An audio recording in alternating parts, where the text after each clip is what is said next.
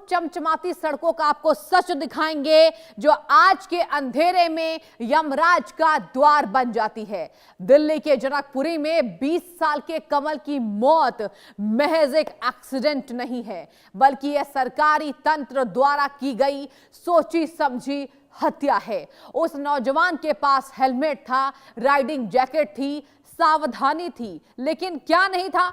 वहां रक्षक नहीं, भक्षक सिस्टम खड़ा था।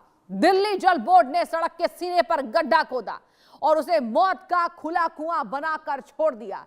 6 फरवरी को जो सवाल हमने उठाए थे, आज वो और भी ज्यादा तीखे हो गए हैं, क्योंकि नोएडा के हादसे से इस बहरे सिस्टम ने कुछ नहीं सीखा। खौफनाक आंकड़े सामने आए हैं, आपको आंकड़े भी बताएंगे। सड़क परिवहन मंत्रालय 2023-24 के अनुसार मौत का खौफनाक सच क्या है? 2161 बेगुनाह सिर्फ गड्ढों की वजह से चिता पर सो गए। देखिए, ग्राफिक्स के जरिए आपको समझाएंगे पूरे आंकड़े, खौफनाक आंकड़े। 2161 बेगुनाह सिर्फ गड्ढों की वजह से चिता पर सो गए। कोई यहां पर बता दें आपको, कोई शासन के द्वारा कार्रवाई नहीं। 16.4% की बढ़ोतरी मौत के ग्राफ में बढ़ती हुई है। हर दिन 6 मौतें। सिस्टम की सुस्ती आम आदमी की अर्थी उठ रही है। जहां यूपी, दिल्ली, एनसीआर गड्ढों वाली मौतों का नया किलिंग फील्ड बन गया है और जान की परवाह किसी को नहीं। दोपहिया चालक मौत के रडार पर सबसे ऊपर है। सड़क परिवहन मंत्रालय 2023-24 मौत का खौफनाक ये सच हमने आपको ग्राफिक्स के माध्यम से समझाया, हमने आपको आंकड़े दिखाए, सच दिखाया। लापरवाही की जा रही है लगातार। और अब कल्पना कीजिए उन माओं की जो दरवाजे पर टकटकी लगाए बैठी थी कि बेटा दफ्तर से लौटेगा। उस मां की आप कल्पना कीजिए। पुलिस कहती रही कि लोकेशन ट्रेस कर रहे हैं, लेकिन क्या हकीकत थी?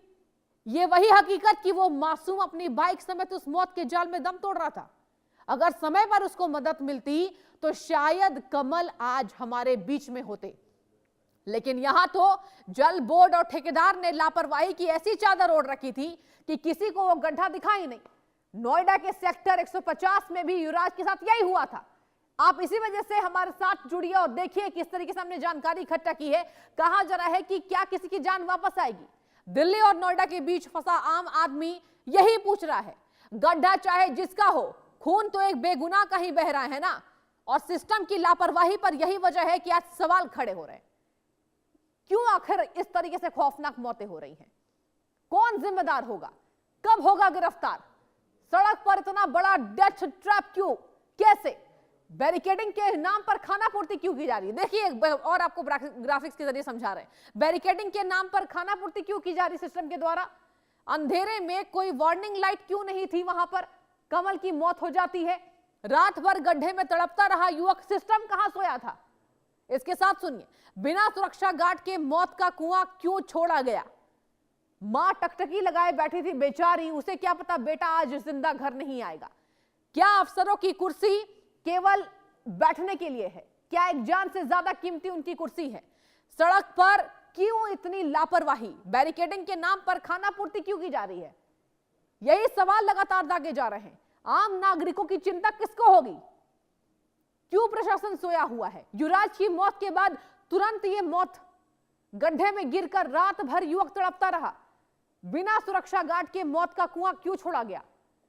और क्या अफसर की कुर्सी एक जान से ज्यादा कीमती है?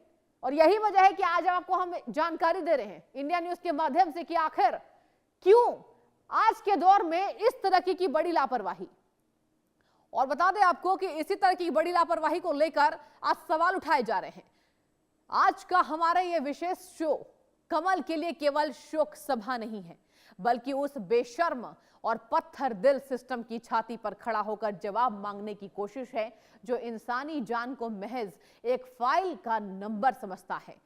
हम और आप हर साल अपनी गाढ़ी कमाई से टैक्स भरते हैं ताकि हमें सुरक्षा रास्ता मिले, लेकिन बदले में यह कातिल तंत्र हमें मौत के खुले कुएं परोस रहा है। क्या हमने इतने लाचारी से बदहाली को हमने नियति मान ली है? राजधानी की सड़कों पर चलना अब मौत के साथ रूसी रूलेट खेलने जैसा है। पता नहीं कब कौन सा गड्ढा आपकी आखिरी मंजिल बन जाए। कमल की मौत महज एक इत्तेफाक नहीं, बल्कि सिस्टम की क्रूरता का साक्षात प्रमाण है।